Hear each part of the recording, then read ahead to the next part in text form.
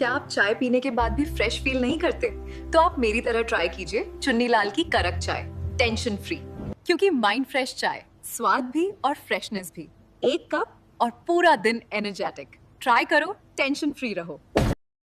जैसा कि आप सभी जानते हैं, कल के दिन एक मोघट रोड थाना क्षेत्र अंतर्गत हनुमान जी का मंदिर है, वहाँ पर चोरी की घटना हुई थी और वहाँ से बहुत सारा जो सामग्री थी, चांदी के आभूषण, मूर्तियाँ, मुकुट इत्यादि अन्य सामान और दान पात्र से नकदी, इसकी चोरी की गई थी। और घटना के बारे में जानकारी मिलते ही हमारी टीम तत्काल एक्टिव हुई थी। एडिशनल एसपी, सीएसपी, मोघट रोड की टीम और भी बाकी सभी अधिकारी। और हमारा मुख्य उद्देश्य था कि हम जल्द से जल्द आरोपी को गिरफ्तार करें और सामग्री को बरामद करें, चूंकि धार्मिक भावनाएं भी सभी की मंदिर से जुड़ी हुई हैं। तो उसी के दृष्टिगत हमको ये बताने में खुशी है कि 24 घंटे के अंदर ही हमारी टीम ने पूरा का पूरा सामान बरामद किया है और आरोपी को गिरफ्तार किया है। जो आरोपी मोहम्मद आमिर खान 32 वर्ष का, जो कि गोंडा उत्तर प्रदेश का रहने वाला है और कुछ समय से खंडवा में रह रहा था और यहाँ पर पीओपी और पुताई इत्यादि का काम करता रहा है। आरोपी पर 3 अपराध पूर्व से गोंडा और लखनऊ क्षेत्र में भी दर्ज हैं। और जब इस घटना के बारे में विस्तार से पूछताछ की गई तो ये भी तथ्य सामने आए कि संबंधित आरोपी के द्वारा 2 दिन पूर्व भी एक घटना की गई थी, जो कि कोतवाली थाना क्षेत्र से संबंधित है। हरसूद रोड पर एक कंप्यूटर की दुकान थी, जहां पर कि ताला तोड़ करके उसने एलईडी मॉनिटर, लैपटॉप, डीवीआर चुराया था। तो इस प्रकार से जो आरोपी है उसको गिरफ्तार किया है, उससे विस्तार से पूछताछ की गई है। अभी भी कुछ तथ्य हैं जिन पर पूछताछ जारी है। और जो पूरा सामान है, जिसमें चांदी के मुकुट, चांदी का पहाड़, बाजूबंद, छत्र, ग्लास, शिव जी का मुकुट, माता जी का मुकुट, कान के श्रृंगार, हनुमान जी की मूर्ति, माता जी की मूर्ति और इत्यादि बहुत सारा सामान है जो कि आप सब देख भी पा रहे हैं, इसको बरामद किया गया है। अब इसमें अग्रिम कार्रवाई विधिवत जारी है। Thank you. जैसा कि मैंने बताया कि यहाँ पर उसने दूसरी ये घटना थी, 2 दिन पूर्व भी उसने हरसूद रोड पर घटना की थी, उसका सामान भी हमारी टीम ने बरामद किया है। हाँ, ये अकेला व्यक्ति था जिसने इस घटना को अंजाम दिया है। इसमें अभी बहुत विस्तार से पूछताछ होना बाकी है, लेकिन अभी जो तथ्य सामने आए हैं उसमें यह है कि ये पिछले 2-3 दिन से इस प्रकार की घटना करने का प्लान कर रहा था और उस दिन चूंकि वहां से निकल रहा था और इसको वहां पर सुनसान क्षेत्र दिखा और इसके कारण से इसने वहां पर घटना को अंजाम दिया। वहां पर भी इस पर चोरी के मामले दर्ज हैं।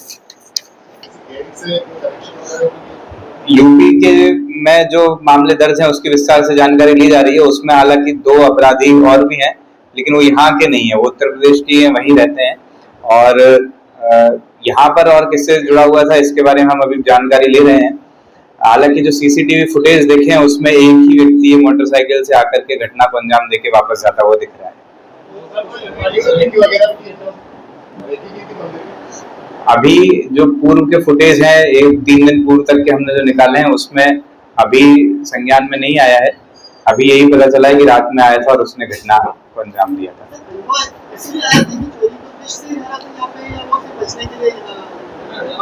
खंडवा में ये पूर्व में भी रहा है और अभी भी लगभग 7-8 महीने से रह रहा है और अलग अलग स्थानों पर ये लेबर का काम करता रहा है। लेकिन पिछले 3 दिन की जो 2 घटनाएं, दोनों का खुलासा हुआ है।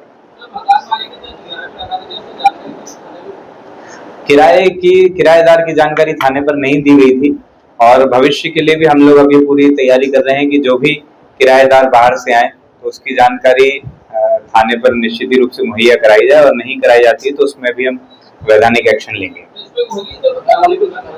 निश्चित इसमें हम नोटिस जारी करेंगे और उससे पूरी जानकारी लेंगे और यदि वो वैधानिक नहीं पाई जाएगी सत्यता उसकी तो उस पर एक्शन लिया जाएगा।